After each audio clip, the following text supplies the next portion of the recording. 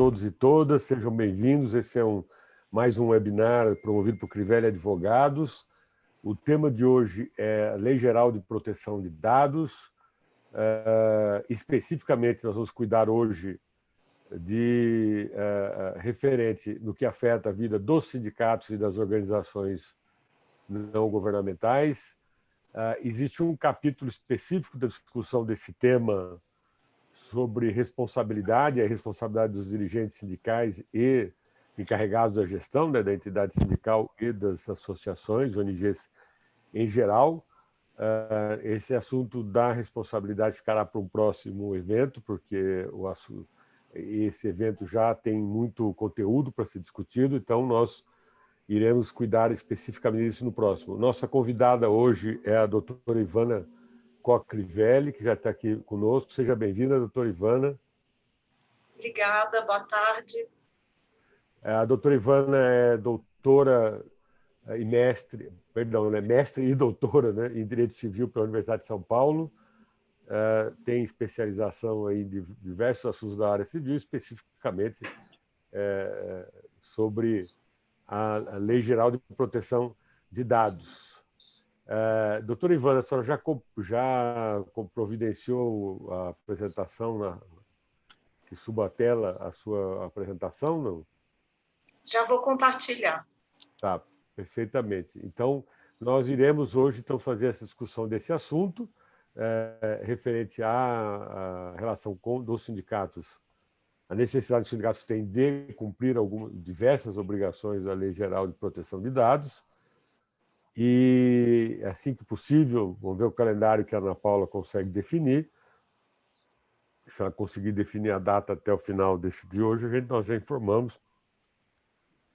Faremos um segundo evento só para discutir responsabilidade,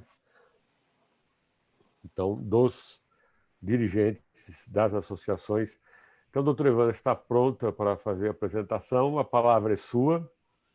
E, por favor. Boa tarde a todas as pessoas que estão aqui presentes hoje, interessadas nesse tema, né? Realmente é um tema muito atual, um tema complexo, mas um tema assim que, na medida que a gente vai estudando, a gente vai ficando, recebendo magnetismo, vai gerando um encantamento pela densidade, pela importância que ele tem em relação ao posicionamento do ser humano na sociedade atual, né? Então, eu achei importante, antes de tratarmos especificamente de temas mais práticos e de interesse para os sindicatos e para as organizações não governamentais, que nós fizéssemos uma contextualização desse direito, né? Que eu acho que faz sentido entendermos o porquê da Lei Geral de Proteção de Dados nesse momento, né? Tanto no momento nacional, brasileiro, quanto no contexto mundial, né? Então, a gente... eu não sei se está já aberto o slide ou se eu tenho que... Está visível já. Está visível. Só podia ocupar toda a tela. Se você clicar tá. lá embaixo na... Isso, tá, perfeito. Tá Agora está a tela completa. Tá.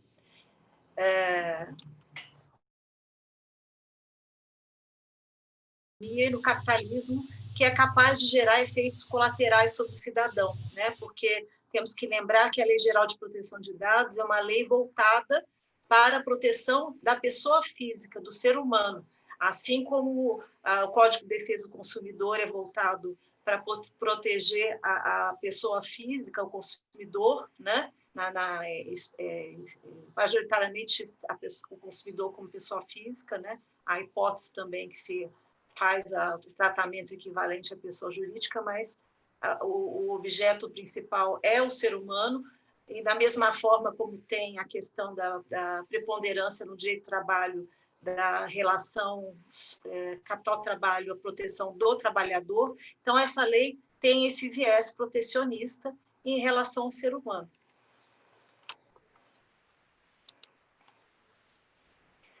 dos átomos aos bytes, né? Para nós fazermos um paralelo dessa transformação de onde estamos com as mídias físicas, né? Documentação em papel.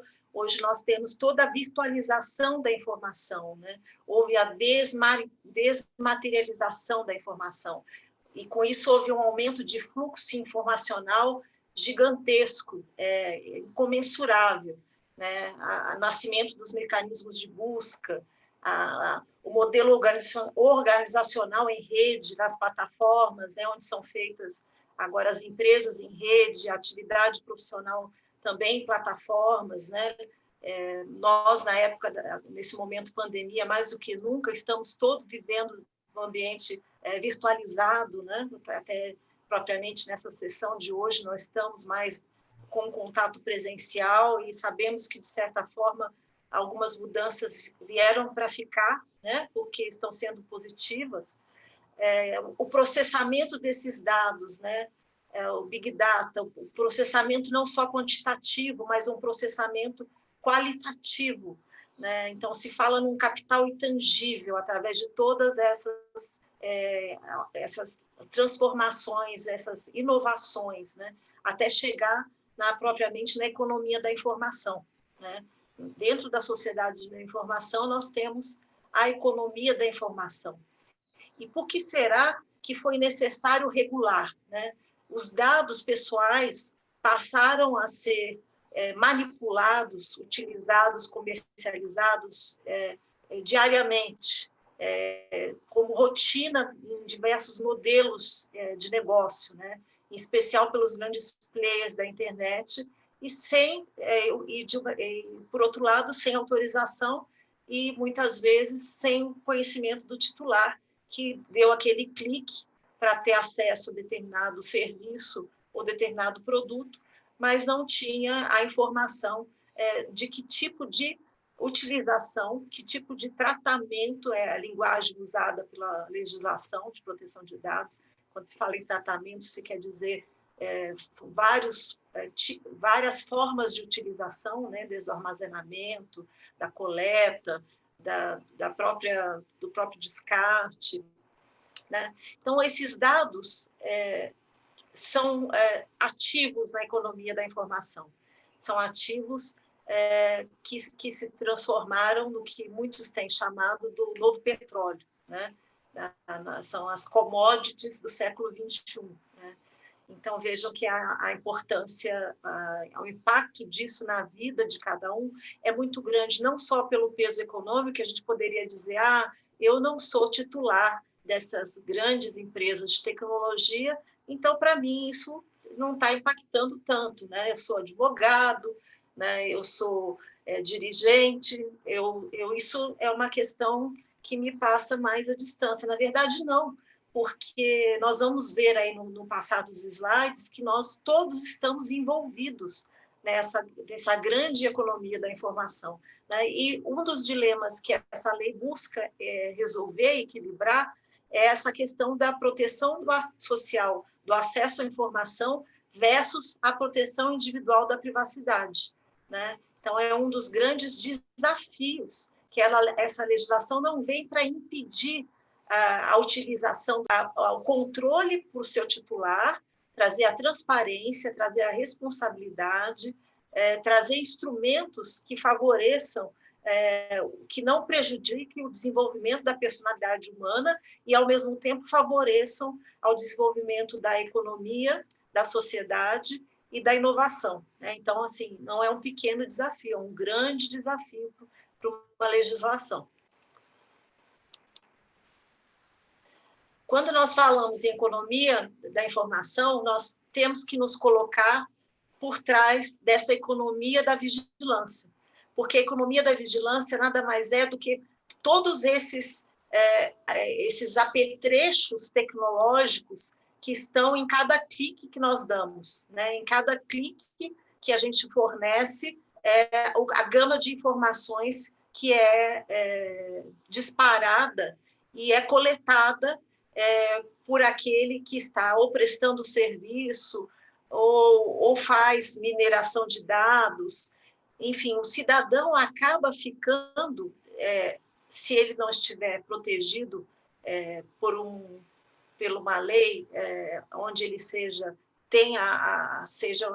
antropocêntrica, né, onde o homem seja, o ser humano seja o objeto central, ele acaba ficando como um espectador de suas informações, né, e não o controlador de suas informações, né?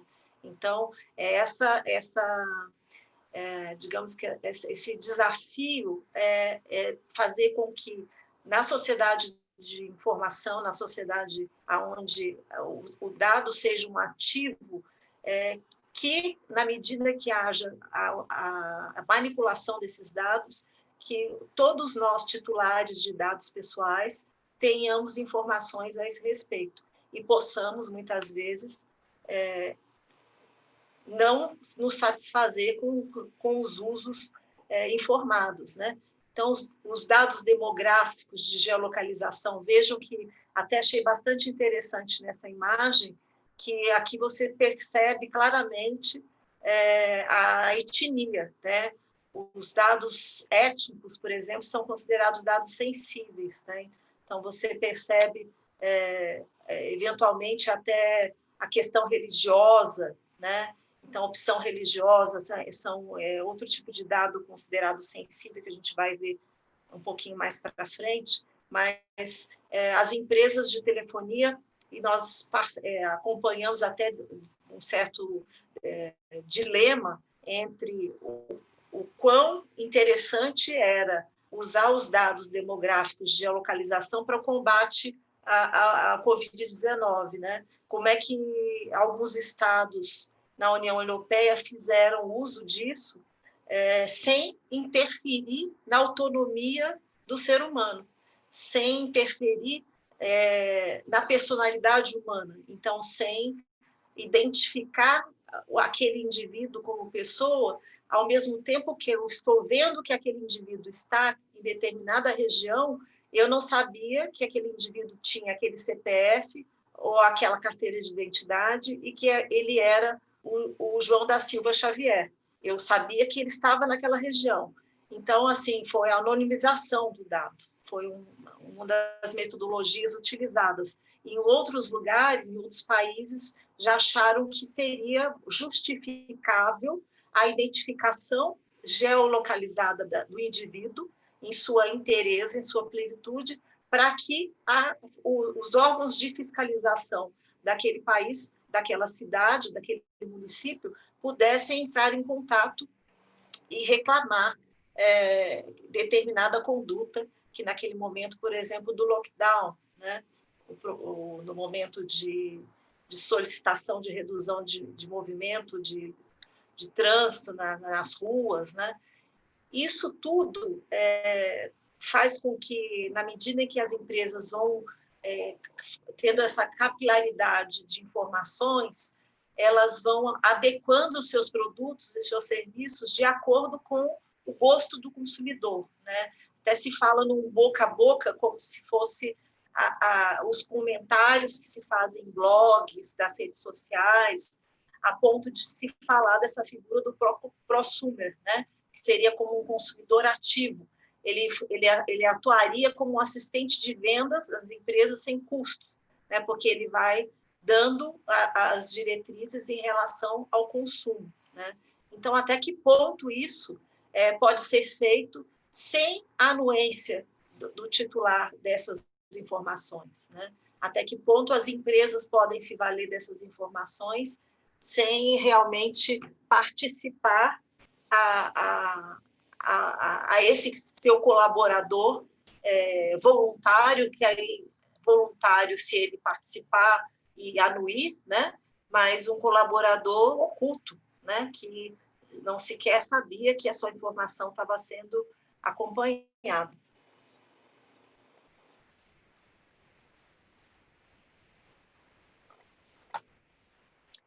Então, a gente tem que...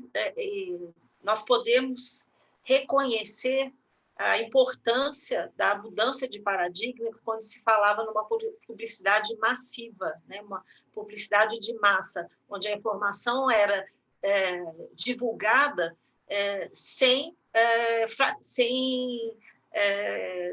que eles chamam de granulação, sem detalhamento, sem especificação, sem o direcionamento, né? Hoje, a publicidade é feita de forma direcionada, contextual, segmentada, se é para o público feminino, se é para o público infantil, se é para o público idoso, se é para o público, por exemplo, os tutores de pets, né? E também ela analisa a questão comportamental do perfil do usuário dos serviços, né? Então, até que ponto esse direcionamento pode ser feito sem determinadas balizas, né? Sem determinados limites, sem determinados parâmetros, né? Nós vimos nas últimas eleições, tanto na eleição brasileira quanto na eleição americana, digo agora também não só na última, mas na anterior a essa, né? A eleição onde o Trump foi eleito, a importância e a forma que pode ser utilizado a informação, como a aglutinação de informações, de dados, aglutinação de informações e tratamento, aliás, aglutinação de dados e tratamento de dados é que gera a capacidade informacional, porque o dado em si, ele não é uma informação, ele pode não ser uma informação, mas aquele dado segmentado, com comparativos, com a análise, esse dado ganha um valor e ele se transforma em informação estratégica.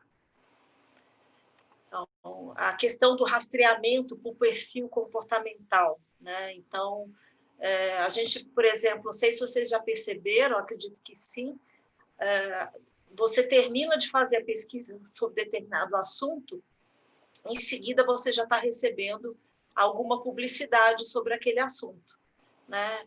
Ou alguma informação, se for um assunto jornalístico, em seguida você passa a receber, sem ter assinado nenhuma newsletter. Não é no caso onde você vai dar ok para receber uma newsletter. No caso, você recebe do seu feed de notícia, né? Hoje até a gente tem que ter cuidado quando conversa na frente dos celulares, né? Porque, de repente, ele já está captando e ele já vai passar a buscar. Às vezes a gente está conversando, ele já diz, eu não localizei essa informação, ou ele já localizou, eu já localizei essa informação e aquilo já fica dentro do seu perfil como você interessado naquele tipo de assunto, seja um produto, um serviço, um dado em si. Então, tudo isso vai caracterizando perfis, né? E o que pode ser feito com a formação de um perfil, né? Com o tracejado de um perfil comportamental. Até que ponto é interessante para a coletividade, para a humanidade, todo esse desenvolvimento. Me chamou bastante a atenção, eu não sei se tem cerca de 2 ou 3 semanas, mas mais ou menos, não mais que isso, que o Papa teria pedido, naquela semana, orações para que a inteligência artificial pudesse levar em consideração o desenvolvimento da personalidade humana, pudesse levar em consideração o respeito à dignidade humana. Então, aquilo, mais uma vez, mostra como, até mesmo no campo religioso, a preocupação com o impacto que a inteligência artificial, através desses algoritmos, podem e passaram a ter na sociedade, né? Então, é algo bastante importante e, por isso, a importância de uma regulação, de ter pesos e medidas, né?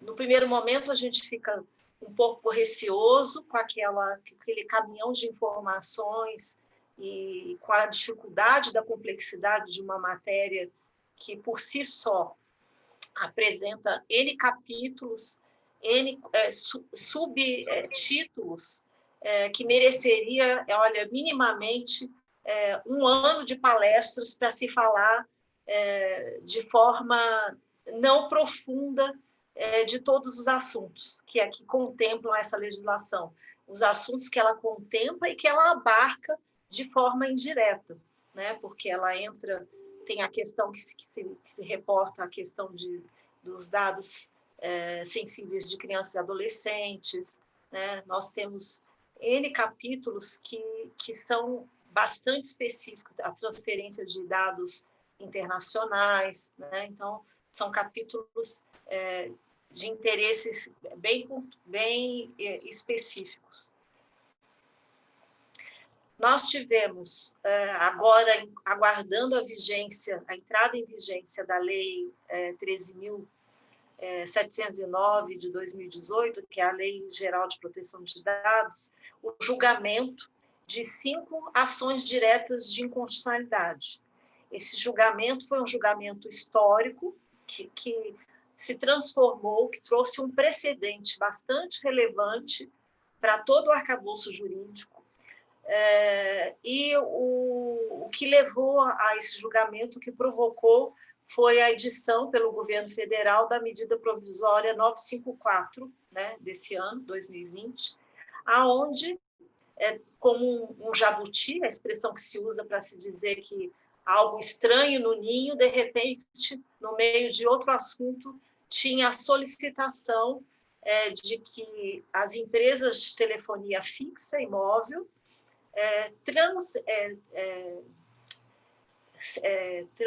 transferissem à Fundação Instituto Brasileiro como é que é? O IBGE, Instituto Brasileiro Geográfico Estatístico, né?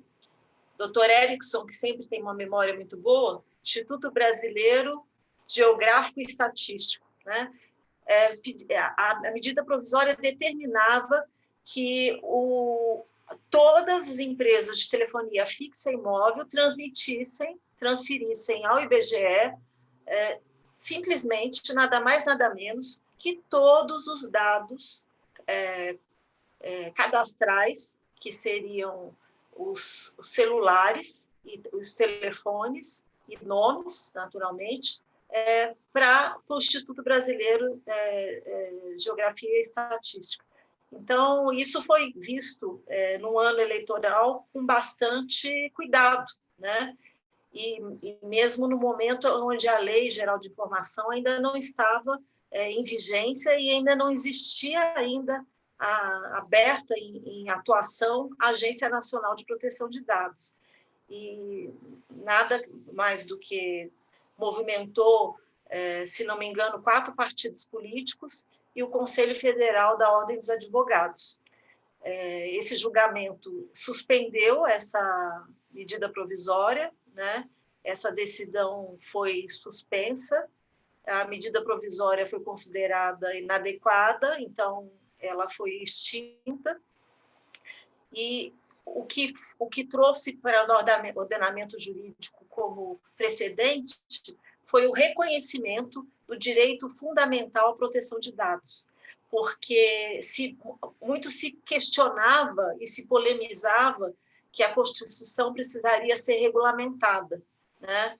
Nós vamos ver como está esse texto na Constituição, mas se dizia que ela não seria auto-aplicável para a questão da proteção de dados pessoais. Então, veio a própria Lei Geral de Proteção de Dados, seu artigo 2º, ela instituiu o princípio da autodeterminação informacional, para alguns eles se fala autodeterminação informativa, que consiste no direito de escolha de quais dados serão usados, bem como os limites e o prazo dessa utilização. É o direito ao controle sobre os seus dados pessoais que cada um de nós detém com seres humanos, né? Seja no âmbito íntimo, seja no âmbito das relações sociais, né? Então, aí, no caso das associações, no âmbito das atividades sindicais, né? Nós vamos ter aí os dados pessoais, tanto de associados, não associados, como no ambiente público. Os dados pessoais também são assegurados e devem ser respeitados igualmente pela autoridade pública e também no ambiente público. E teve mais uma questão interessante, que é o fim do binômio sigilo versus público. Aí, quando eu falei para vocês do texto da Constituição em relação ao direito fundamental da proteção de dados, vejam aqui no inciso 12, que é inviolável o sigilo da correspondência e das comunicações telegráficas de dados, está aí o direito fundamental da proteção de dados pessoais, e das comunicações telefônicas, salvo no caso, por ordem judicial, nas hipóteses, na forma que a lei estabelecer, para fins de investigação criminal ou instrução processual penal. Vejam que, em ambos os incisos, aqui no inciso 10º, que traz a proteção do direito fundamental da intimidade, da vida privada, da honra, né? Esse conjunto de direitos fundamentais que já são bem mais conhecidos, né? Da nossa, digamos assim, da nossa realidade. Aqui se fala na intimidade, na vida privada. Aqui, novamente, no inciso 12, se falava da questão do sigilo. Então, com essa decisão do Supremo, ficou claro que a proteção de dados pessoais ela é feita, ela é assegurada ainda quando os dados pessoais se tornaram públicos, se estiveram disponíveis ao acesso público. Por exemplo, nas redes sociais abertas, né? Tem quem tem a Facebook, Instagram, e que não coloca no privado. Então, as informações ficam ali, as fotografias, as informações tanto cadastrais, digamos assim, que é CPF, RG, que a pessoa possa... se bem que isso, não, pelo que eu me lembro, a gente não deixa em aberto nas redes sociais, né? Mas, enfim, estado civil, gênero, tem informações que poderiam ser mineradas conforme o interesse do interlocutor, né? Então, ainda que elas estejam disponíveis, como teve agora recentemente uma discussão na Serasa, recentemente já houve outras tantas, que o fato de serem informações cadastrais públicas não permite que essas informações sejam comercializadas sem autorização dos seus titulares. Então, essas informações eram comercializadas porque estavam livres, estavam publicizadas. Então, vejam que agora o que é público continua merecendo a reserva do privado. Pode parecer contraditório, pode parecer uma antítese, mas é para vocês entenderem qual é a nova dimensão desse direito fundamental e desse princípio da autodeterminação informacional, onde cada um tem o direito de controlar os seus dados pessoais. Então, o que não se pode fazer, né? Através das novas tecnologias e através de toda essa inteligência dos algoritmos e desses novos modelos de negócio, onde se trabalha muito com a publicidade direcionada, não se pode esquadrinhar a personalidade humana, né? Não se pode classificar, não se pode avaliar em termos de notas e medidas, não se pode arrebanhar pessoas de forma onde a pessoa não tenha condições de resistir, porque aquilo pode ser tão intrusivo, tão invasivo, que a resistência do ser humano a ser arrebanhado, a ser condicionado, fica mínimo, fica quase impossível. Então, esses tipos de procedimentos que coagem, que subordinam ao livre convencimento, né?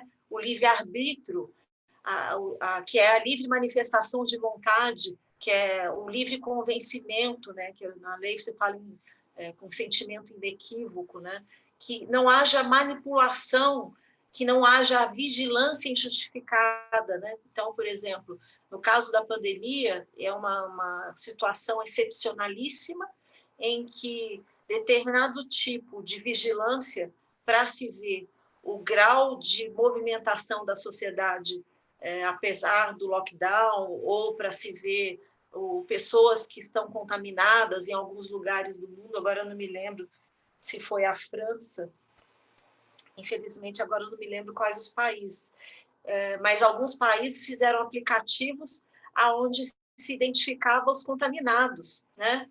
Então, vamos dizer, isso é discriminatório? Não, naquele momento, aplicando-se o princípio da proporcionalidade, você sopesa o interesse público, o interesse da coletividade, e esse vai arrefecer, de certa medida, o interesse individual. Mas, veja, uma situação excepcional não pode ser uma regra para um modelo de negócio apenas voltado ao enriquecimento. Então, essa legislação tem uma preocupação humanista, né? O compromisso da inteligência artificial, que tem se muito discutido na Europa, né? A Europa tem sido um grande berço civilizatório, tem sido um grande anteparo para todas as pressões desses grandes players que querem administrar o mundo com base nos seus modelos de negócio. Então, precisa se respeitar a integridade física e mental de cada ser humano. Precisa se observar o senso de identidade pessoal e cultural de cada um. Precisa se respeitar a liberdade. Não é só a liberdade de ir e vir, é a liberdade de crença, de pensamento, a liberdade de dizer sim ou não, né? Porque há muito tempo eu já dizia, quando você quer acessar determinado aplicativo, você não tem opção de pagar, você não pode monetizar diretamente. A monetização é indireta com o seu dado pessoal e você é obrigado a concordar se você quiser aquele produto ou serviço. Então, tudo isso está sendo rediscutido no mundo, né? Até que ponto isso tudo pode ser tomado como um parâmetro natural do desenvolvimento da sociedade de informação, ou como vem tendo e vem sendo pautado os limites trazidos, por exemplo, por uma legislação de proteção de dados pessoais, né? Então, assim, não se pode deixar de ter a independência para tomar as decisões, o igual acesso a direitos, benefícios e oportunidades, porque não se pode utilizar esses mecanismos para atos ilícitos discriminatórios, né?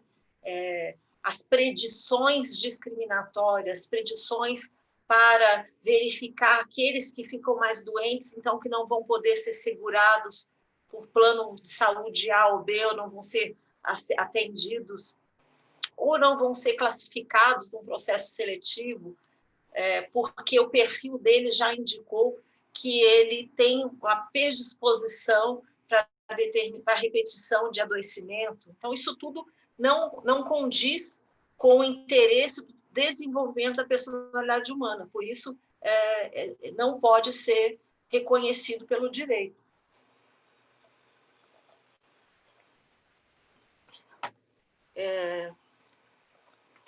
Só um minutinho que eu vou dar uma olhada no relógio. As diretrizes éticas têm um guia da União Europeia que dá as diretrizes éticas para a inteligência artificial, e saiu agora. Alguém quer falar? Agora, em 2019, os sistemas olha só que interessante, olha as diretrizes que merecem esse destaque. Sistemas de inteligência artificial devem ser desenhados para aumentar, complementar e empoderar as habilidades cognitivas, sociais e culturais dos seres humanos. O guia propõe que a alocação de funções entre homens e sistemas de inteligência artificial sejam antropocêntricas, ou seja, que o homem esteja no centro que o homem seja o principal, desde o design, desde a concepção, que é o Human-Centered Design Principles, né? Então, que tudo seja feito a partir dessa arquitetura, dessa preocupação. Então, agora, falado um pouco dessa contextualização do porquê estamos preocupados com dados pessoais, que tipo de interface ele tem com o interesse, que eu acredito que seja do cotidiano de todos aqui hoje reunidos, de uma forma ou de outra, por serem ligados, sejam a entidades sindicais, organizações não governamentais. Agora nós vamos trazer um pouco mais, de forma um pouco mais específica, a informação do que vem a ser um dado pessoal, né? Porque eu imagino que, para quem de primeiro momento esteja se deparando com esse tipo de abordagem, querer entender do que nós estamos falando, né? O que é dado pessoal? Qualquer tipo de informação que identifique, né? Identifique, que se diz que seja identificada ou identificável, né?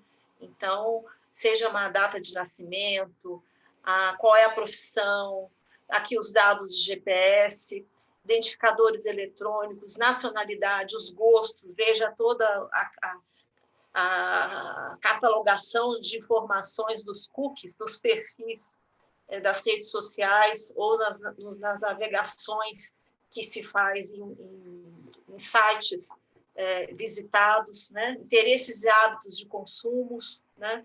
Tudo isso compõe o nosso, digamos assim, o nosso conjunto de dados pessoais, porque nós não temos um ou dois, nós temos um conjunto de dados pessoais. Cada ser humano tem um conjunto de dados pessoais que é a ele atrelado. E são esses dados que a gente... É um aspecto que eu esqueci de comentar, que quando se fala do reconhecimento do direito fundamental da proteção de dados, isso veio em função do reconhecimento desse dado, do direito de proteção de dados pessoais, ser um prolongamento da personalidade. Então, ele vem da raiz do direito da personalidade, assim como a honra, a intimidade, a imagem, são direitos da personalidade do ser humano. Os dados pessoais também são considerados um prolongamento dessa nossa personalidade.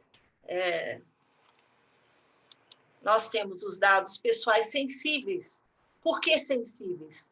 São aqueles que podem gerar, de uma forma ou de outra, uma discriminação, né? Então, perante a lei, o conceito dele se diz que são aqueles dados relacionados à pessoa natural identificada ou identificável, até aí ele coincide com os dados pessoais, por meio dos quais uma pessoa possa ser discriminada. E, por tal motivo, são considerados e tratados de forma especial. Então, há algumas exigências a mais para o tratamento, para a manipulação desses dados sensíveis, né? Então, exemplos de dados pessoais: a origem racial, a origem étnica, a convicção religiosa, a opinião política, a filiação a sindicato ou organização de caráter religioso, filosófico ou político, né? Um dado referente à saúde, um dado referente à vida sexual, um dado genético ou biométrico, né? E aqui nós estamos trazendo exemplos, não estamos exaurindo, são apenas exemplos de dados que são considerados sensíveis e, portanto, são tratados de forma mais cuidadosa pela legislação. E aí, depois de nós falarmos tudo isso, nós vamos nos perguntar como será a nova dinâmica da vida associativa para entidades sindicais e ONGs a partir do reconhecimento do direito de cada pessoa ao controle de seus dados pessoais, né? como isso vai ser? Vai ser limitador? Isso vai ser positivo? E isso vai ser negativo? Eu estou preocupado porque me parece que é mais um ônus, né?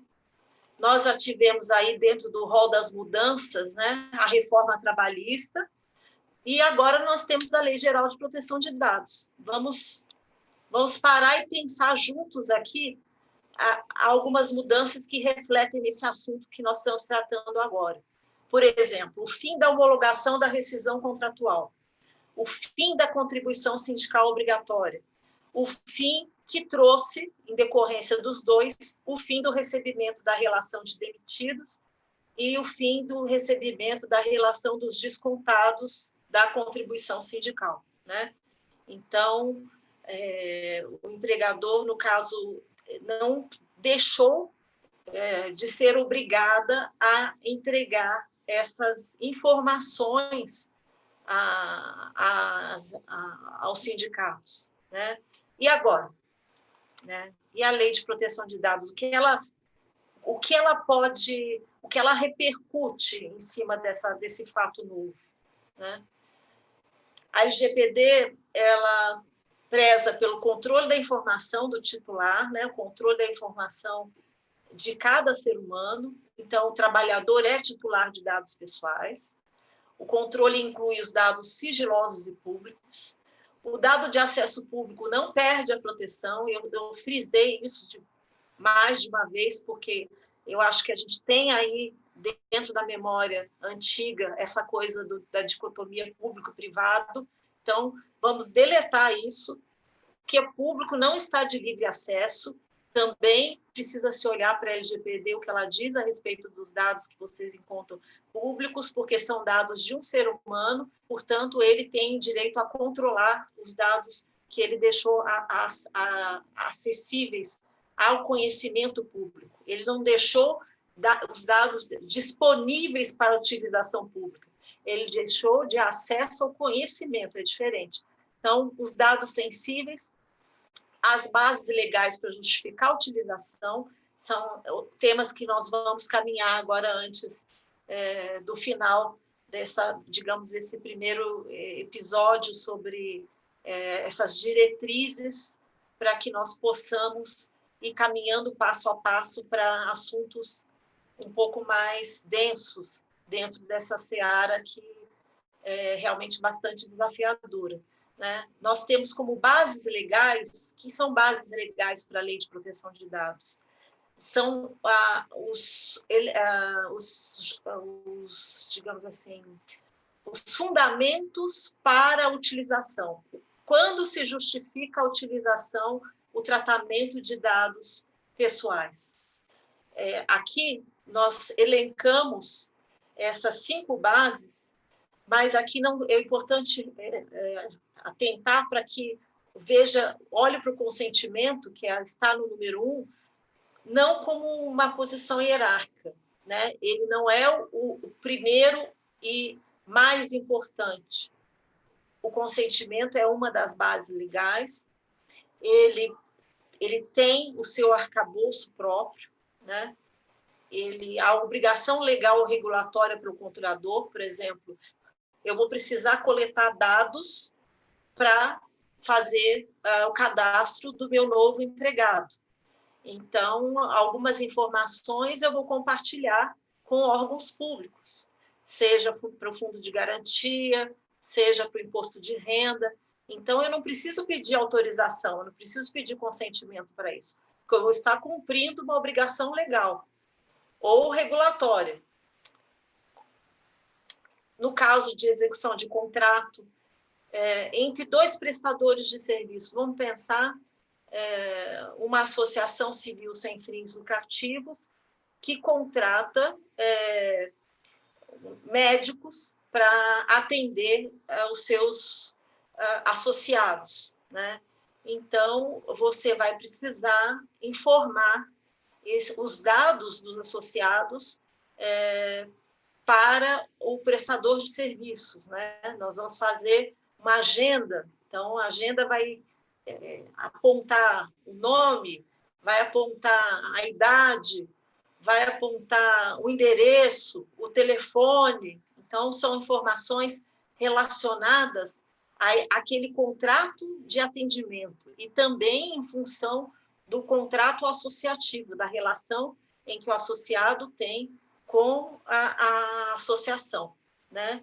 Exercício regular de direitos em processo. Se eu preciso de alguns dados que me foram concedidos, foram informados para um uso X, mas eu vou fazer um uso Y para cumprir a minha obrigação perante um processo.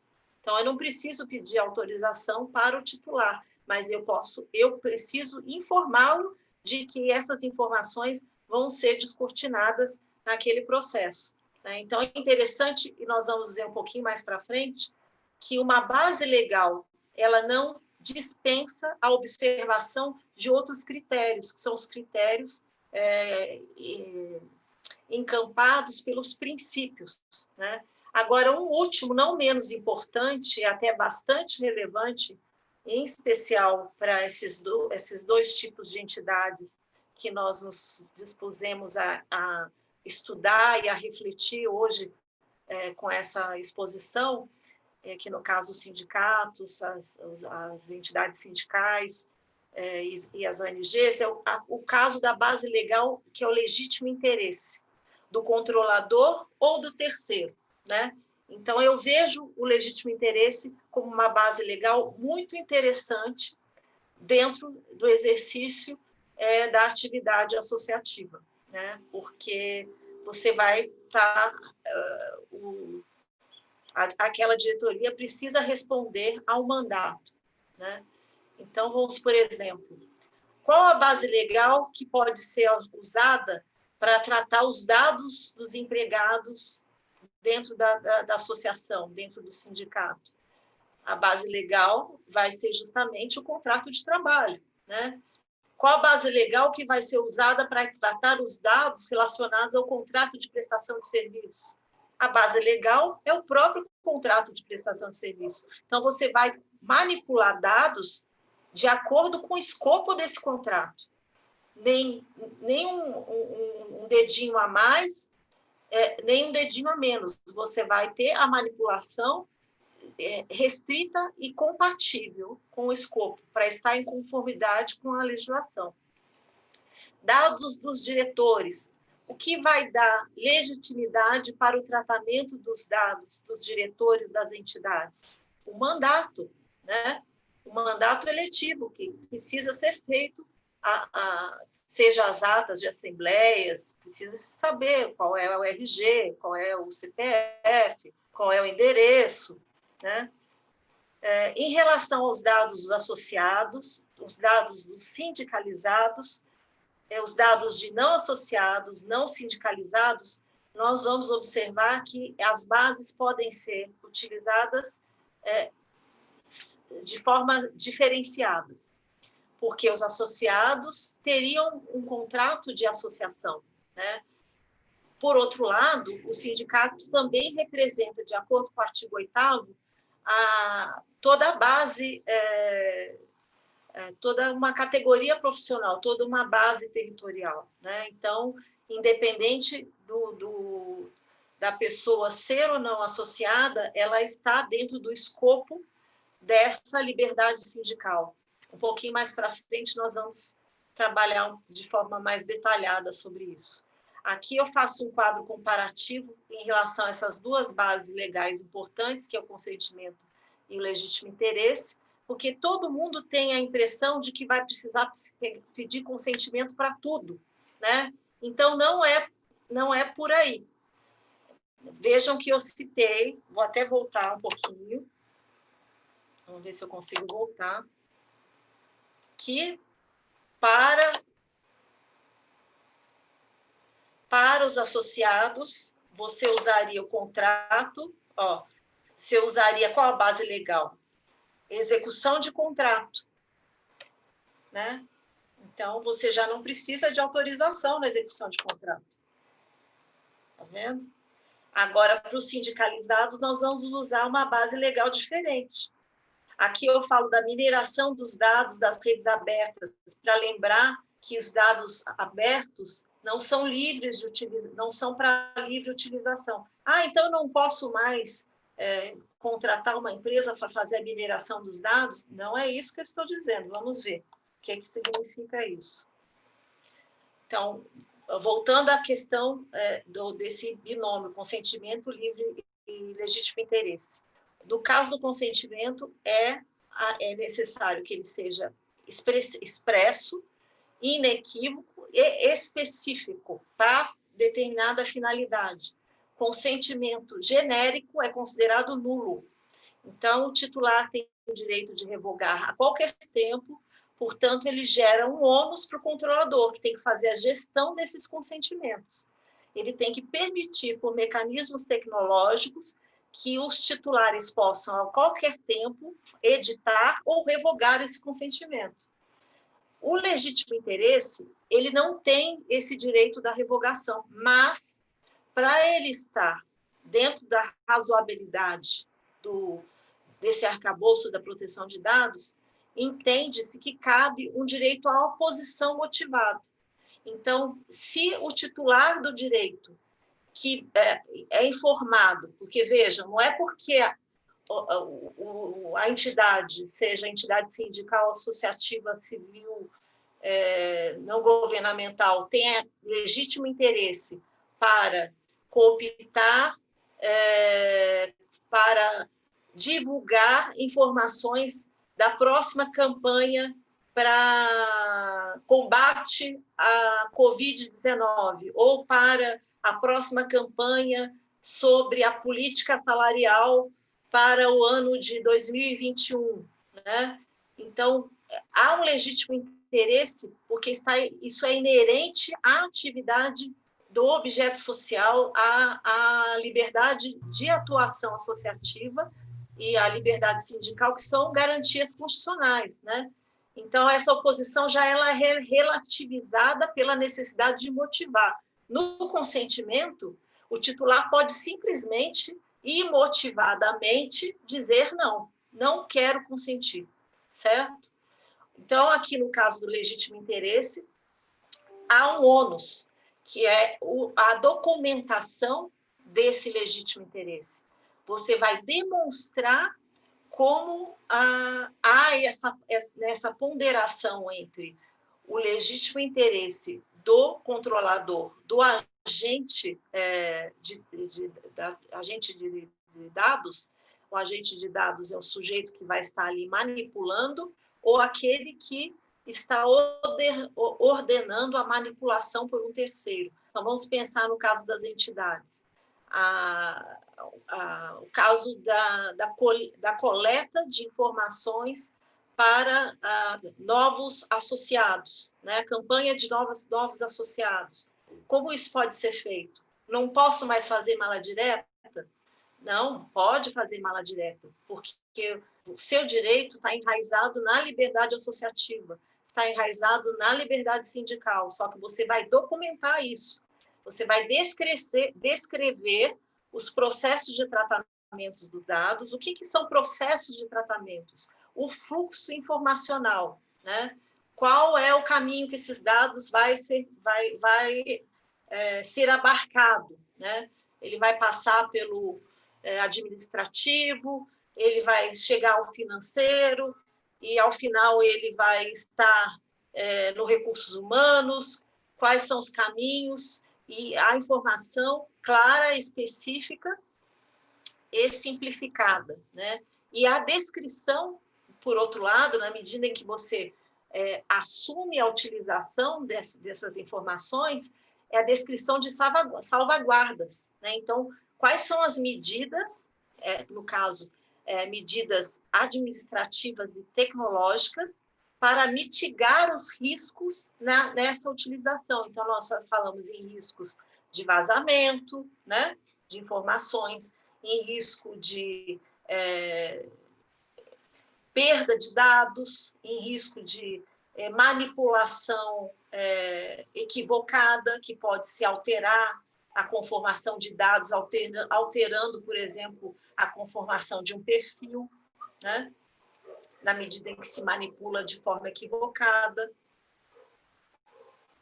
Então, quando cabe o legítimo interesse, é uma base legal tão generosa, porque ela tem uma subjetividade, ela tem uma elasticidade interessante, porque é aquela onde você diz, então, se eu tenho legítimo interesse para realizar determinada atividade, eu posso manipular os dados em conformidade com essa finalidade. É verdade? Sim, é verdade. Esse é o caminho. Por exemplo, situações em que se permite usar para o legítimo interesse. Veja que isso acalma muita gente. Apoio e promoção de atividades do controlador. O controlador é o caso, é a pessoa, a entidade responsável. Para vocês, em geral, são as entidades sindicais e as associações sem fins lucrativos. Então, é autorizado que seja feita o tratamento de dados de forma compatível com o escopo associativo, né? Então, você não pode, porque dentro da sua entidade tem uma pessoa com dificuldades econômicas, você passar a lista de associados para que ela possa contatar essas pessoas para a lanchonete que ela abriu, que ela vai inaugurar na próxima semana. Você não pode comercializar e nem ceder gratuitamente essa base de dados para terceiros, né? Eu acabo me vindo já alguns slides que estão por vir, então vou me segurar, que é a questão de compartilhamento. Há a necessidade, a prospecção de novos consumidores e clientes. Aqui eu fiz questão de pontuar isso aqui, porque penso muito na campanha de novos associados, né, novos sindicalizados. Então, vejam que pode ser feito e documentado. É importante ser feito de forma documentada, porque a gente ainda não sabe como a Agência Nacional de Proteção de Dados vai interpretar essa base legal, no caso, na seara das entidades sindicais e de organização sem fins lucrativos. Mas isso está dentro da lei, portanto, eles não podem fugir muito disso. Aqui é um rol que a gente entende que seja exemplificativo e que não seja taxativo. Então, caberiam outros interesses, né? Então, para em resumo, a gente pode dizer que o legítimo interesse dispensa o consentimento do titular. É uma base legal de igual valor ao consentimento do titular, de igual valor à base legal contratual, de igual valor à base legal obrigação legal. Então, são bases legais. Eu só dei ênfase ao consentimento, ao legítimo interesse, para desmistificar digamos assim, a onipotência do consentimento dentro da seara da proteção de dados, né? Não há essa onipotência, né? Ele, em muitos momentos, ele é desaconselhável, porque ele pode ser revogado a qualquer momento. Então, em determinadas circunstâncias, não interessa ter o consentimento do titular, e sim usar uma base legal que seja mais adequada. No caso, em função do legítimo interesse, eu acho que é bastante defensável se solicitar a relação de demitidos, que é bastante razoável se solicitar a relação de empregados, no caso das entidades sindicais que perderam o acesso a essas informações depois da reforma trabalhista, com base na liberdade sindical, porque nós não podemos falar numa liberdade sindical esvaziada, né? Então, agora com a Lei Geral de Proteção de Dados, o legítimo interesse, a Lei de Acesso à Informação, são arcabouços jurídicos que os amparam para esse tipo de postulação. Então, vamos pensar que existem balizas à liberdade sindical para o uso para o uso dos dados pessoais. Vamos pensar que a proteção de dados, a Lei Geral de Proteção de Dados, ela vai ser aplicada consentaneamente ao direito da liberdade sindical, a essas balizas. Então, você vai ter livre acesso a se comunicar, a fazer e-mail marketing, com a sua categoria profissional, que é o grupo social representado, com a associação de pessoas com deficiência visual. Então, você tem legitimidade. Como que você vai se comunicar se você não mandar um e-mail, né? E hoje, na era informacional, não se espera uma visita presencial, né? Independente do momento pandemia, além do momento pandemia, é o momento da era da informação, da era tecnológica, onde as pessoas se comunicam agora pelo universo das vias tecnológicas, né? A questão da base territorial. Então, a abordagem em relação àquela base territorial. Isso aqui foi um erro tem um corretor ortográfico, que eu acho que ele é francês, porque o tempo inteiro eu escrevia sindicato, sindical, e ele vem e coloca Y. Mandato sindical, a legitimidade de quem se apresenta para a fala perante o titular de dados. Então, por exemplo, doutora, eu tenho... Meus contatos estão todos em WhatsApp, isso é problema? Gente, vamos pensar que isso é a era informacional do século XXI. Então, não pode o direito esperar que isso vai ficar desamparado. Então, o que é importante é que, enquanto a pessoa estiver por trás de um mandato representativo, seja da diretoria de uma associação, seja da diretoria de um ente sindical, ela tem a legitimidade para ser interlocutora, né? Agora, como organizar o fluxo de dados e esse armazenamento e fazer, por exemplo, dar o acesso ao descarte, autorização, isso são outras questões mais complexas. Mas eu não sou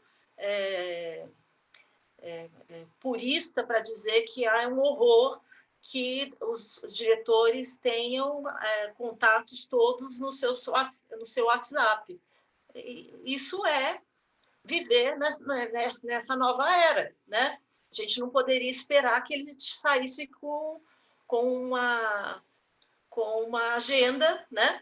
E saísse anotando essa agenda. Então, é isso, é o WhatsApp, a comunicação mais rápida, atrelado ao objeto social, atrelado ao estatuto social. Qual é a atividade que eu tenho legitimidade de agir, de representar?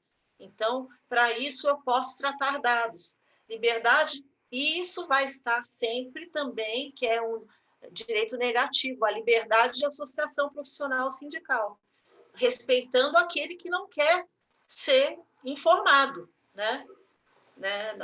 Então, à medida que o STJ teve uma decisão dizendo que o spam não era um ilícito, mas hoje a gente vai repensar, porque não que você não possa fazer o e-mail marketing, mas o indesejado você tem que descadastrar, porque senão você está invadindo a privacidade do outro.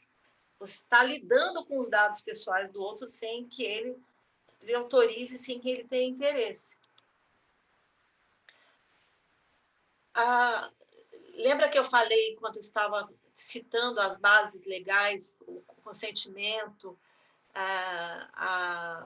o contrato, a obrigação legal e a legítimo interesse, que, ao mesmo tempo, a cada utilização, o agente de dados, que seja o controlador, o operador ou o encarregado de dados, eu até vou mostrar um quadrinho que vai ser discutido na próxima reunião, mas porque tem as carinhas, é mais fácil de enxergar isso. Aliás, eu vou puxar ele agora.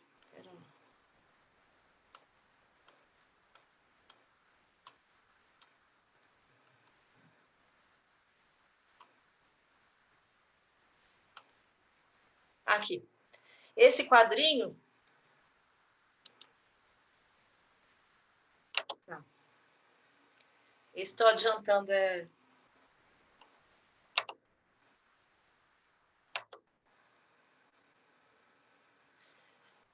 Quais são os agentes na legislação de proteção de dados? O titular, que é a pessoa que fornece as informações, o controlador, quem decide como o tratamento será efetuado. Aqui, no caso, o controlador, nós vamos pensar nas entidades. O operador são as pessoas que estão lá dentro trabalhando, seja os empregados, os prestadores de serviços e mesmo os diretores que não estão, naquele momento, exercendo atos de gestão, e sim estão trabalhando como colaboradores dentro da entidade. E o encarregado, que é uma figura aí formalizada pela legislação, que é exigido para que ele represente, que ele faça uma interlocução entre controlador, eu estou apontando com o meu dedo como se vocês estivessem me vendo, entre o controlador e a Agência Nacional de Proteção de Dados. Tá?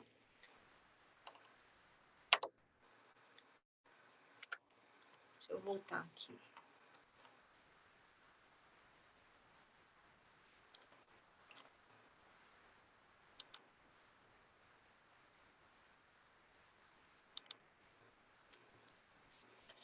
Então, ao mesmo tempo, tem que se observar o princípio da boa-fé, aí para os advogados é um princípio do Código Civil já muito bem sedimentado na nosso, digamos assim,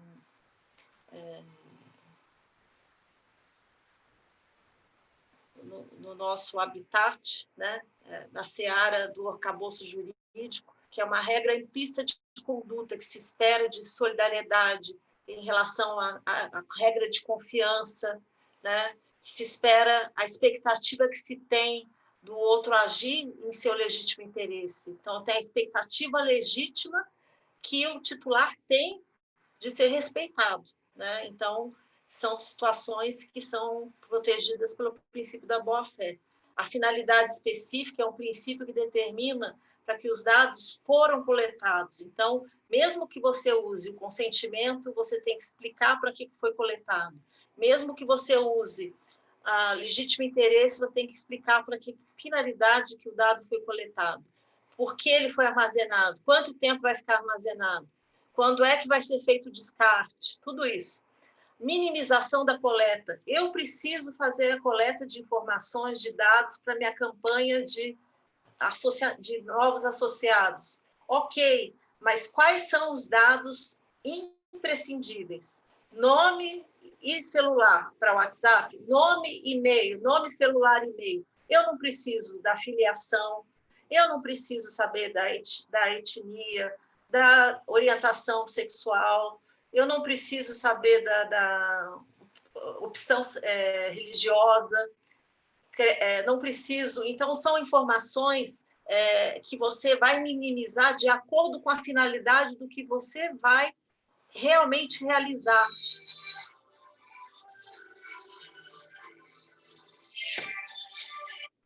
Desculpe, gente. A retenção mínima é outro princípio muito importante. Toda vez que for fazer coleta de dados, tem que se observar muito a questão da atingiu-se a finalidade, pronto, exclusão. Se você só vai manter em base de dados os dados que são estritamente necessários para o exercício da sua atividade. Se aquilo atingiu a finalidade, exclui-se. O princípio da adequação é aquele que vai falar da compatibilidade com as finalidades informadas. Não posso pedir para fazer X e usar para Y, senão vai estar incompatível. Então, pediu para X, só pode usar para X. Se vou usar para Y, tem que pedir para usar para Y. Há algumas situações excepcionais que admitem um segundo uso, mas não é a regra geral. Seria um segundo uso esperado, certo? Então, que não seria necessário novamente solicitar a autorização ou novamente informar a utilização. O princípio da necessidade, que é em relação a dados proporcionais e pertinentes, são princípios que mais ou menos têm vieses muito semelhantes, né? O princípio da transparência, que é um princípio muito importante, que é aquilo que você precisa informar o titular de forma clara, precisa, acessível. Princípio da segurança, não adianta ter boa intenção, você precisa administrar com medidas técnicas e administrativas para evitar acessos indesejados e os acidentes. E isso vai ser verificado pela autoridade, porque se acontecer, como não há 100% de segurança para ninguém, se falando de proteção de segurança à internet, à segurança informática, né? Você vai documentar quais são as medidas que você tomou para a sua proteção. Então, isso é um dos papéis, inclusive, do encarregado de dados, aquela figura que vai estar dentro de uma empresa responsabilizada para tratar desse assunto, né? O princípio da prevenção, medidas para prevenir danos. Então, é um princípio. Por que ele é princípio? Que você já tem que se preocupar com isso. Não é só após os danos, você tem que tomar medidas para prevenção de danos. Então, por isso que a agência, nós vamos ver no nosso segundo encontro, ela é implacável com as medidas, com as penalidades, porque ela apresenta um rol de possibilidades para que você se documente e estabeleça parâmetros de segurança e que você possa demonstrar a sua boa-fé e o seu comprometimento com o direito os dados pessoais de terceiros, né? A questão da prevenção, que eu já expliquei, né? Não discriminação, é a questão de você nunca fazer um tratamento, uma coleta de dados com a finalidade ilícita ou abusiva, né? Então, você desviar da finalidade informada, né? E não utilizar para a questão dos usos discriminatórios, aquelas predições que podem ser feitas pelos algoritmos para individualizar perfis que possam ser colocados de lado, seja no processo seletivo, seja na sociedade, por ser, de repente, uma pessoa que tenha maior propensão a usar o SUS, né? Então, a responsabilização, prestação de contas, que é um princípio importantíssimo, e que para sempre poder demonstrar a sua conformidade, né? Esses são os princípios, são 11 princípios, porque no caput já se fala na boa-fé, então, às vezes, as pessoas esquecem de contar a boa-fé, mas a boa-fé é tão importante quanto os outros 10 que vêm em seguida. Então, as regras gerais que a gente pode deixar para vocês colete apenas os dados que realmente necessitar, fluxo de dados com responsabilidade, dados sensíveis, cuidados especiais, propiciar a edição e eliminação dos dados, a questão da redação dos termos de uso e política de privacidade, eles são importantes, mas precisam retratar a realidade de cada empresa. Muito cuidado com copia e cola, porque em geral isso não funciona, porque não condiz com a sua realidade. Então, copia e cola de uma entidade para outra não é aconselhável. Encarregado, a princípio, até que a Agência Nacional de Proteção de Dados se pronuncie, todas as entidades devem eleger um responsável para assumir essa função de encarregado, né? Então, aqui só repassando rapidamente, que eu já ocupei muito tempo de vocês, como fica a comunicação vai ser mantida, né? As campanhas de sindicalização vão ser mantidas, as campanhas salariais vão ser mantidas, o contato com as pessoas, vão precisar simplesmente dosar como fazer esse fluxo de dados, como respeitar o direito de cada um, aceitar, e a exclusão daqueles que se sentirem incomodados por receber as informações, né? Então, esses direitos não são rechaçados pela legislação de proteção de dados, só para apaziguar um pouco os corações, que eu sei que muitas pessoas estão muito preocupadas, né? Então, centros de referências que fazem campanhas para ajudar, isso tudo não encontra repulsa na legislação de proteção de dados, encontra cuidados para que isso seja feito respeitando o direito ao controle dos dados por cada um dos seus associados ou não associados, né, pelos seus representados. Então, é isso, atuação associativa, que aí eu faço uma pergunta também, que eu acho que a resposta você já tem, que seria razoável a necessidade de solicitar autorização a cada associado para todos os atos decorrentes do objeto social da entidade? Não, né? Não seria razoável por tudo isso que a gente estava discutindo, tudo isso que a gente refletiu até agora. Então, eu acho que aqui eu já vou encerrando. Deixo para vocês aí essa imagem, que é desafiando aí a busca de um equilíbrio, né? Que eu acho que a legislação busca isso, equilibrar o direito dos titulares de dados pessoais com o direito ao acesso à informação, com o direito da livre iniciativa ao desenvolvimento econômico e à inovação, né? Então, cada um fazendo a sua parte, e no próximo encontro nós vamos continuar com esses outros assuntos. A ideia seria aprofundar nos institutos do consentimento, do legítimo interesse, e tratar da responsabilidade, das penalidades, da responsabilidade. Isso tudo ficaria ainda muito longo para ser feito numa apresentação única. Peço desculpas se eu me estendi bastante. Eu descobri que meu relógio estava parado já depois de um bom tempo. Doutora Ivana, obrigado pela exposição. Eu acho que está 5 horas desde a hora que começou. Doutora Ivana, obrigado pela exposição. Tem várias pessoas fazendo perguntas aqui. Eu tenho aqui a Celi Soares.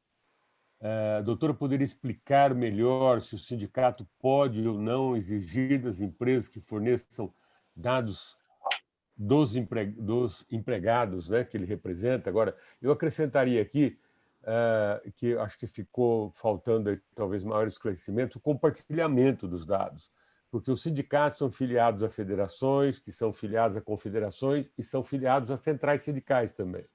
Então, nós sabemos que os sindicatos, as federações e as confederações são entidades sindicais. A central sindical não é uma entidade sindical estrito sensu, porque ela não... Mas o sindicato pode compartilhar com a central sindical e também com as federações e confederações. E essa pergunta aqui também que ficou, que a Celi fez, que, enfim, como é que faz para pedir os dados, né? Se pode demandar os dados dos empregados para as empresas, dos empregados representados pela entidade sindical.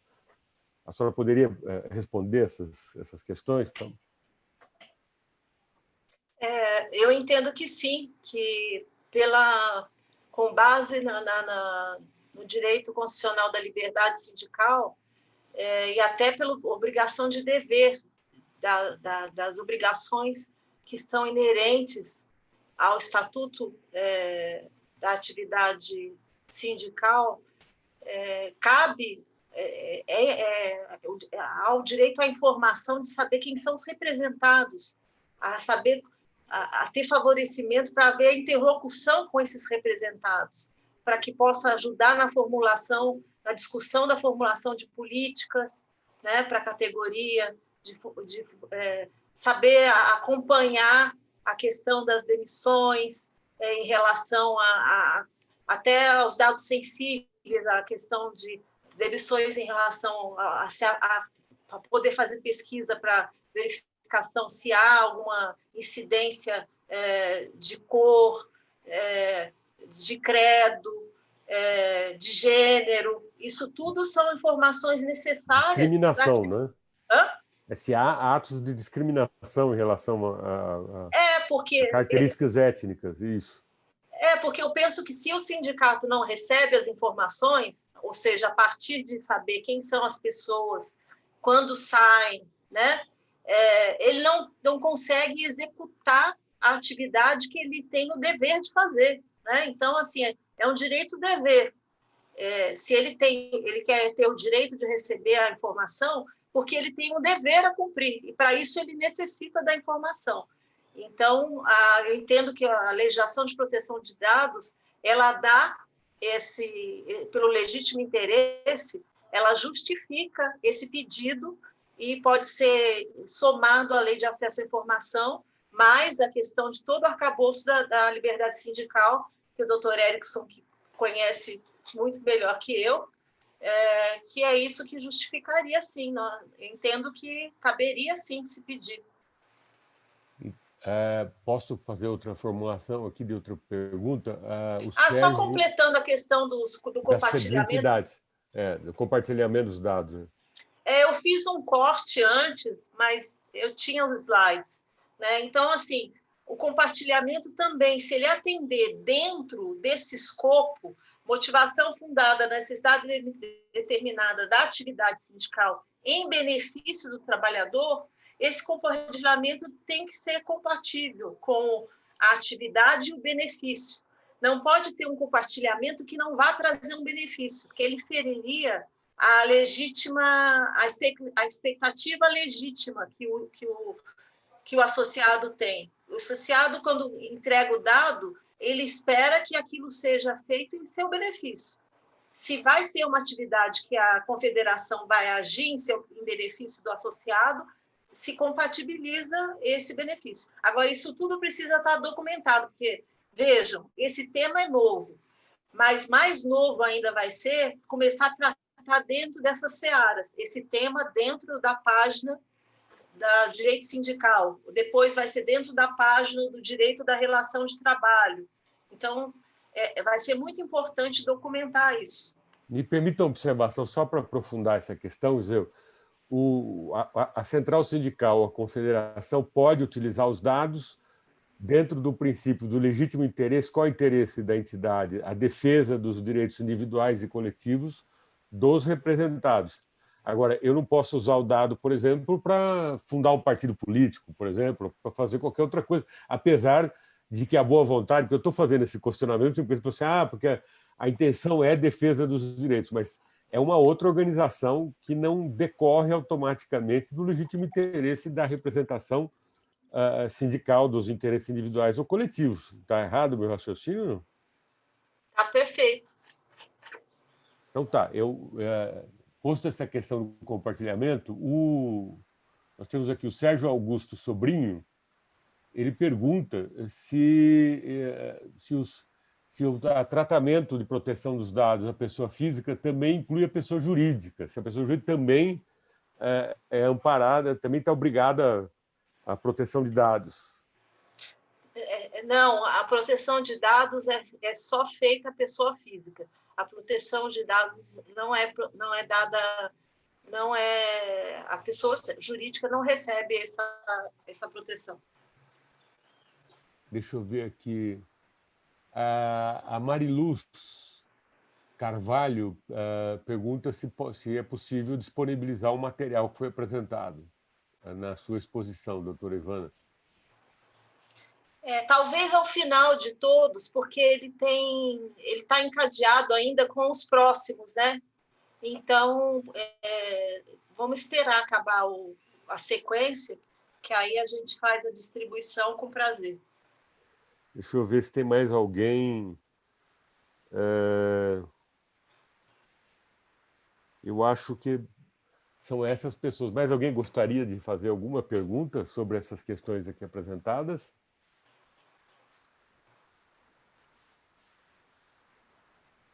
Doutor Ivana, eu gostaria, de qualquer forma, nós vamos marcar uma data para continuidade especificamente para responsabilidade, mas que também mostrasse para as associações, os sindicatos, naquela sequência de responsabilização e na cadeia da manipulação de dados, que documentações seriam necessárias para melhor proteger a entidade sindical e até proteger os gestores, né? No caso, os dirigentes sindicais, que são, ao fim e ao cabo, são responsáveis pela gestão do sindicato, né?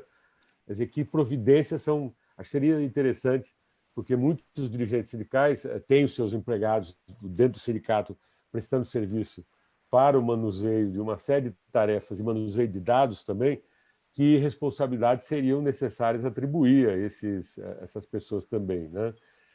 Eu acho, de qualquer forma, ficou claro nas observações o seguinte: nós temos no dia a dia o hábito de compartilhar dados, né? Se alguém no sindicato tem acesso à base de dados, levanta um número X de trabalhadores que são da empresa X, faz um arquivo à parte e coloca na sua máquina para realizar determinada tarefa. Se eu entendi bem, esse uso cotidiano dos dados tem que se ter o cuidado de apagar e destruir, inclusive, esses registros, porque a proteção dos dados que ficam no servidor, ou seja, o lugar que é mais seguro para a proteção dos dados, não são as máquinas individuais dos usuários, né? É o servidor. Quer dizer, se eu deixo material no meu computador, e meu computador é vulnerável porque eu tenho uma rede de relações na internet, eles podem ser acessados por pessoas, ali, eventualmente pode vazar dados pessoais. Tá correto o meu raciocínio? Sim. É isso? Bom, eu vou ver se tem mais alguma pergunta aqui. Eu acho que não tem mais nenhuma questão colocada. Simone, que está nos acompanhando, Simone, está correto o meu raciocínio? Oi, doutor Erickson. A senhora Celi Soares. Celi, você pode fazer a sua pergunta, se você quiser usar a palavra e fazer aqui a pergunta pessoalmente, pode libera seu microfone aí e formula a sua questão diretamente para a doutora Ivana aqui.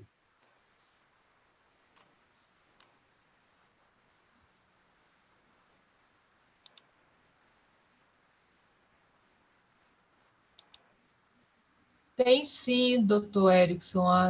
Fiz a pergunta aí no chat. Mas você já foi atendida, não, na pergunta? Não, agora é a questão do desculpa. sindicato patronal. Tá. Porque a doutora Ivana mencionou aí no caso do laboral, mas no caso das empresas, elas também podem ter acesso, por exemplo, junta comercial, dos dados das empresas, porque esses dados interessam, ela tem legítimo interesse de ter acesso.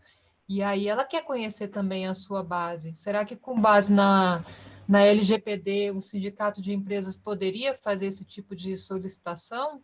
Ou seja, na verdade, você está perguntando o seguinte: se o sindicato patronal pode acessar dados, minerar dados, né, na junta comercial e em outras bases públicas. Me parece e outras também.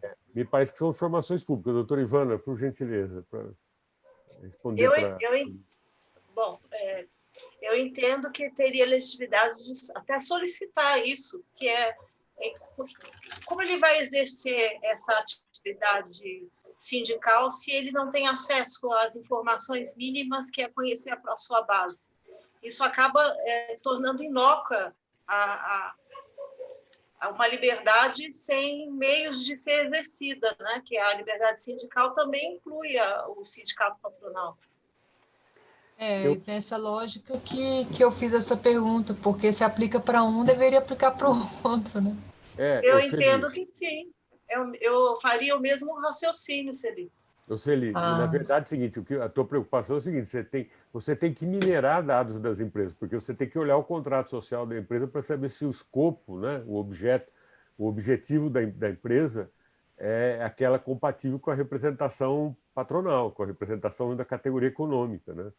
Então, eu acho que se o dado está lá disponível publicamente, você pode minerar esses dados. Não é, doutora Ivana?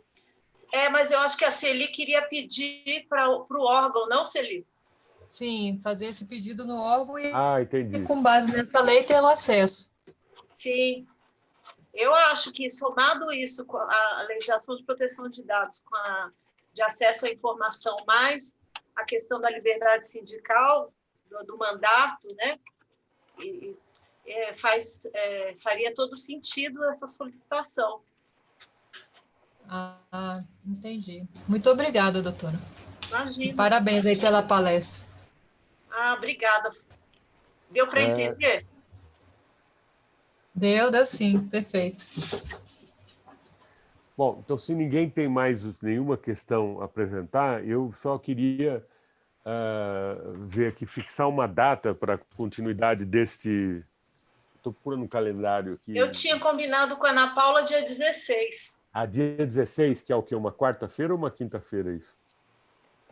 Uma quarta-feira. Uma quarta-feira, perfeito. Então, Nós enviaremos para todos aqui que já se cadastraram, que receberam e entraram nesse webinar, vão receber o convite também para o próximo dia 16. Aí, no dia 16, nós temos que descer os detalhes aí da discussão da responsabilização da entidade sindical ou da associação, da responsabilidade dos dirigentes sindicais e da responsabilidade dos gestores dos dados, ou seja, os empregados das entidades sindicais, aqueles que fazem uso ou utilizam os dados sobre a guarda da entidade sindical. Correto, doutor Ivana? Então, nós encerramos aqui esse evento, ficamos combinados nos reencontrar no dia 16, às 17 horas. De qualquer forma, a Ana Paula vai mandar um lembrete aí já na semana anterior, depois na véspera também mandar um lembrete para as pessoas, porque, de qualquer forma, as pessoas precisam entrar e se cadastrar para receber o link. Tá bom? Obrigado a todas e todas pelo comparecimento. Nós teremos aí várias outras programações nas próximas semanas. As pessoas que quiserem receber